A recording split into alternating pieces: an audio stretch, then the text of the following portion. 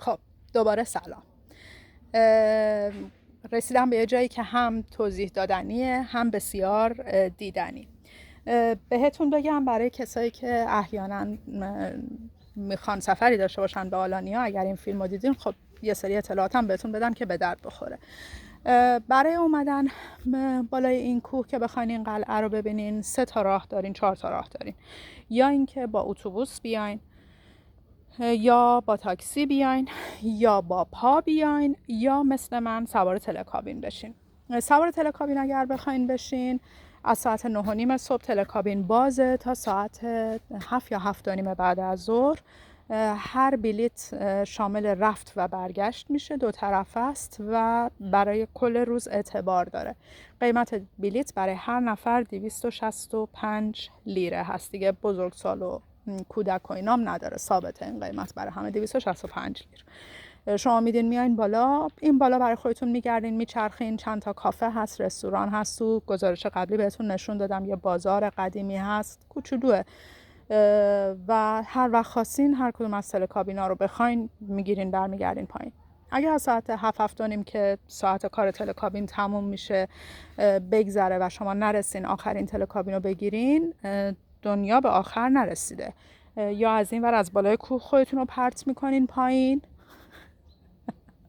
نه، یا با اتوبوس میرین پایین، یا احتمالاً ساعتی که اینجا میخواد تعطیل بشه اون ساعتها تاکسی ها میان این بالا وای میسن که مسافر سوار کنن، یا نه میتونین خیلی خجسته آسه بالاسه قشنگ برای خودتون تلک و تلوک قل بخورید برید پایین.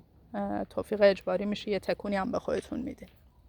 من اومدم این بالا، گشتم، فیلم قبلی رو براتون گرفتم، کلی عکس گرفتم که بعد عکس‌ها رو میگذارم. رسیدم به جایی که دیگه بسته بود و جلوتر نمیشد بیام. پرسیدم گفتم قضیه چیه؟ گفتن که اینجا این پشت دیگه قلعه اصلی شروع میشه و تا اینجاش رایگان بود، ولی اگر از اینجا جلوتر شما بخواید برید اونور دیوار ببینین چه خبره. اونجا کیه پشت دیوار کیه، سایه‌شو من میبینم. من خواستم برم ببینم پشت دیوار کیه که سایه‌شو من دارم میبینم. باید 280 لیره دوباره بدین. 280 لیره دادم، اومدم این ور دارم میرم ببینم پشت دیوار کیه که سایه‌شو من میبینم. ولی واقعا ارزش داره، بهتون توصیه میکنم اگر اومدین اینجا تا این بالا اومدین، شما که اون 265 تا رو دادین، این 280 تا رو هم بدین، به خاطر اینکه منظره هاش بسیار بدیع و نفسگیره.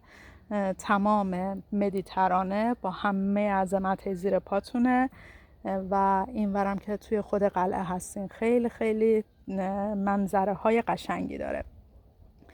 من دوربین رو برمیگردونم و با هم میریم که شما هم مثل من با چشمای من و از لنز دوربین بتونید وای مادر منظره های زیبا رو نگاه کنید. من لنز رو برمیگردونم و ببینیم، بریم با هم ببینیم چی میبینیم.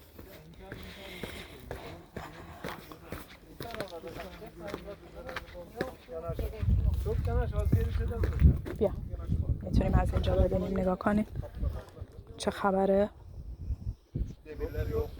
قشنگ نیست به نظرتون؟ خیلی قشنگه، خیلی. البته من فکر میکنم از اینجا میشه رفت. بذار از همینجا بریم، بعد از اون ور دور میزنیم میریم بالا.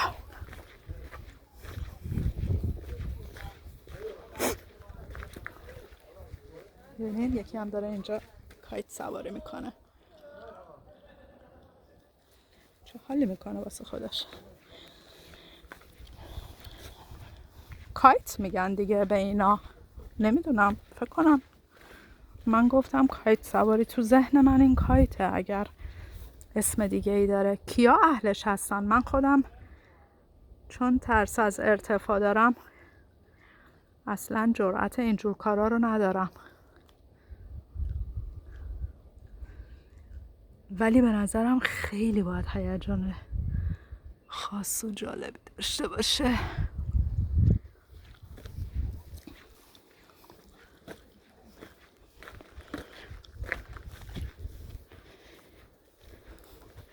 ترس هاتون رو به بچه هاتون منتقل نکنید. این یکی از ایراداییه که من خودم متاسفانه دارم. ببینید چقدر خوشگله. البته توی این سالها سعی کردم، واقعا نهایت تلاشمو کردم که روی خودم خیلی کار بکنم. یه جاهای موفق بودم، یه جاهای موفق نبودم. آدم ناخودآگاه، یکی از بزرگترین ترس‌های زندگی من ترس از دست دادن عزیزانه و این ترس وقتی بزرگتر و بیشتر میشه که تو این تجربه تلخ از سر گذرونده باشی و عزیزی رو از دست داده باشی، اون وقت ناخودآگاه، میگن مارگزیده از ریسمون سیاه و سفید میترسه، ناخودآگاه حساس تر میشی روی بقیه افراد خانواده. یکی هم اصولاً کسانی که مادر یا پدر تنها هستن و بچه هاشون رو به تنهایی بزرگ میکنن، مثل من که آرسو رو به تنهایی بزرگ کردم. ناخودآگاه آدم حساسیت، شاید بگم، بیشتری داره. خب این که یه چیز خیلی واضح و مشخصیه که همه بچه‌ها برای همه پدر مادرها، عزیزان و پدر مادرها میتپن و میلرزن روی بچه هاشون، ولی وقتی که تنها هستی و بچه تو به تنهایی به دندون کشیدی و بزرگ کردی، ناخودآگاه یه انگار حساسیت های بیشتری داری یا یه وحشت بیشتری داری. این چیه؟ Listen to the voice of museum and so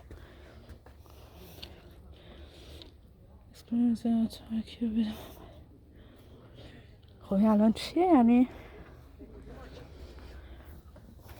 بعد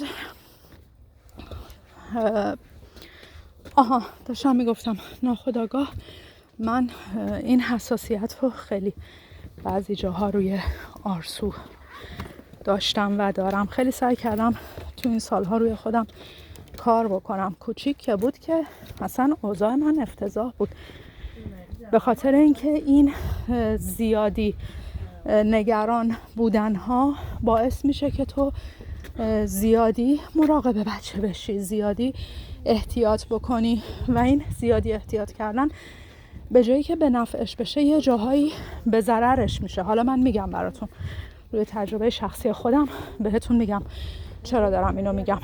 و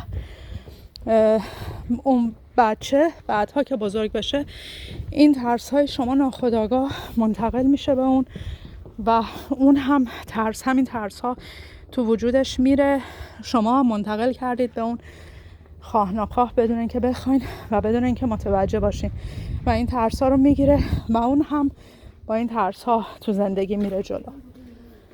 من انقدر این نگرانی ها رو داشتم که شما فکر کنین وقتی که آرسو کوچیک بود، نوپا بود، تازه راه افتاده بود، از ترس اینکه این از پله نیفته من به شدت حالت حمایتی داشتم، پروتکتیو بودم در مقابل آرسو و مدام تمام پله ها رو، حتی اگر 2 تا پله بود، حتی اگر ارتفاع پله ها زیاد نبود، حتی اگر پله های ناجوری نبود، ولی دستشو میگرفتم و حواسم بود که نکنه یه وقت بیفته.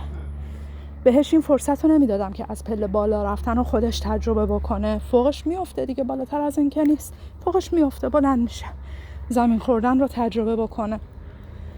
و همین قضیه باعث شده بود که ببینیم کجا داریم میاد. همین قضیه باعث شده بود که آرسو تا مدت‌ها نمیتونست به تنهایی، بزرگتر شده بود، مهد کودک میرفت ولی نمیتونست به تنهایی از پله بالا و پایین بره. یعنی من انقدر ترسو بارش آورده بودم که باعث شده بود که نتونه تنها از پله بالا و پایین بره و میترسید از پله. به 4 سالگی، 5 سالگی، 6 سالگی بچه های دیگه تپ تپ تپ بدو پله ها رو 2 تا یکی میکردن و از پله ها بالا و پایین میرفتن، ولی این بچه میترسید. این ترسی بود که ناخواسته من بهش در واقع منتقل کرده بودم. من یه لحظه اینجا رو استاپ بکنم ببینم چجوری باید از اینجا برم بیرون و بعد دوباره برمیگردم به سمت You buy the museum card. Okay. So you don't need anything else. Yeah. اینجا اگه یعنی ما بریم میریم بیرون، ولی موزه میگم موزه من که پول موزه رو هم دادم ولی والا ما موزه اینجا نمیبینیم. حالا بریم فعلا ببینیم این بر چی در میاد. آره بعد این میگم تجربه شخصی منه که حتی یه پله ساده بالا و پایین رفتن رو من بچه خودم رو ناتوان کرده بودم سر این قضیه. چرا؟ از شدت ترسی که خودم داشتم. اینو یه بار یه نفر یه دوستی به من تشر زد و گفت نکن بهنوش، تو این کارت خیلی کار ناجوریه، به خاطر اینکه این بچه تبدیل میشه به یه بچه چلمن بی دست و پای بی ارزه ترسو و تمام این ترسا رو تو داری تو وجود این بچه میکاری و فرصت امتحان کردن، فرصت تجربه کردن، زمین خوردن، یاد گرفتن، همه این فرصت ها رو تو داری با این ترست از بچه میگیری. نکن. و دیدم راست میگه. در نتیجه دیگه به قول معروف سنگ بستم به دل خودم و تصمیم گرفتم یه کمی همچین در مقابل آرسو سفت و سخت‌تر باشم و بهش این فرصت ها رو بدم که به حال خودش بره جلو. حالا الان به همین کایت سواریه که رسیدیم یاد این قضیه افتادم و باعث شد که این بحث رو بکنیم. برای من مثلا این کایت سواری خب خیلی جالبه، از اون هیجانای خیلی باحاله، ولی من خودم چون ترس از ارتفاع دارم فکر نمی کنم چیزی باشه که برم پای امتحان کردنش. نمیدونم، شایدم برم، چون بعضی وقتا یهو من هی میگم میترسم ولی یهو خیلی خرکی دست به یه کارایی که خیلی به ظاهر ترسناکم هست میزنم و یهو میرم تو دل یه سری از کارا. ولی حالا در مقابل آرسو چی؟ اینجور موقع ها خب من جرئت ندارم مثلا اگر آرسو الان اینجا بود و میگفت مامان میخوام برم، امکان نداشت من بهش بگم نه، چون خب خودم میترسم. بهش میگفتم باشه مامان برو. ولی موضع دفاعی که خودم اینجور موقع میگیرم چیه؟ من از اون محیط دور میشم. یعنی در واقع در میرم، فرار میکنم از اینکه بخوام خودم رو تو پوزیشنی قرار بگیرم بدم که بخوام شاهد تو دل خطر رفتن آرسو باشم. حاضر نیستم این صحنه رو ببینم. من از محیط دور میشم، مثلا میگم باشه مامان برو، ولی مثلا یه موقعی برو که من باهات نیستم، من نباشم، یه روز دیگه خودت بیا برو. به هر حال این هم خوب نیست. یه جورایی در واقع من فرار رو انتخاب کردم. خود اینم شاید کار درستی نباشه، ولی باز به نظرم بهتر از اینه که منعش بکنم یا نذارم انجام بده. در واقع منعش نکردم، هر کاری بخواد میکنه، من فقط شاهدش نخواهم بود. خب ما اینجا هم گلاب بروتون خوردیم به در بسته. در واقع اون 280 لیره‌ای که اینا گرفتن فقط و فقط به خاطر این منظره است، چون تو تلکابین از اون طرف کوه میاد بالا و تو اون دیدی که باید و نداری به دریا، مگر این که بیای این طرف قلعه که اون دیده زیبا رو داشته باشی. در واقع اینا فقط به خاطر این منظره اینا چیز میکنن. و الا والا من موزه‌ای چیزی اینجا ندیدم. هی نوشته موزه ولی خب به هر حال هرچی هست قشنگه.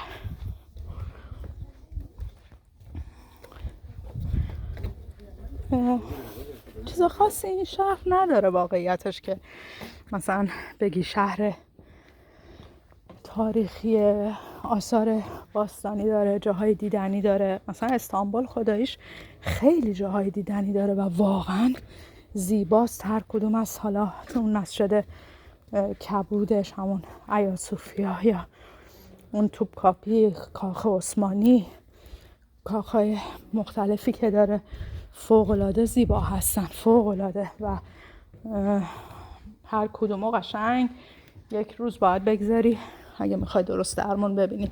اینجا اونجوری نیست، ولی فکر میکنم فقط یه دونه غار مثل این که داره که معروفه خیلی، منتها غارش ممکنه برای آدمایی که مثلا میان به عنوان توریست جذاب باشه، جالب باشه. برای ماهایی که اگر غار علی صدر رو توی همدان دیدیم فکر نمی کنم این جذابیتی داشته باشه، به خاطر اینکه من هم تو یوتیوب دیدم هم گوگل کردم در مورد غاره، در مقابل غار علی صدر خداییش به گرد پای اونم نمیرسه. اینم جالبه، بگیرم یه عکس ازش. اینه که غارش رو هم من نرفتم، یکی دوتا یه چند تا جزیره مانند داره که با قایق میبرن و همین، یعنی بهتون بگم خیلی چیز داره نداره. در واقع یه شهر میشه گفت بیشتر چکر پکر و ساحلیه برای استراحت کردن. خب ما برگشتیم به نقطه صفر مرزی، رسیدیم به همون جایی که من ازشون بلیط گرفتم اومدم. پس به این نتیجه رسیدیم که این بالا چیز خاصی نداره، این پولو میدیم صرفاً برای دیدن این منظره. آقای به من گفتش که اگر این در بسته بود شما تشریفتون رو میبرید، میرید از اون یکی خروجیش میرید بیرون. خب من اینجا پس ازتون خداحافظی میکنم، چون اینجوری حوصله شما هم سر میره تا برم ببینم. اگه باز به چیز جالبی رسیدم دوباره میام پیشتون. تا بعد.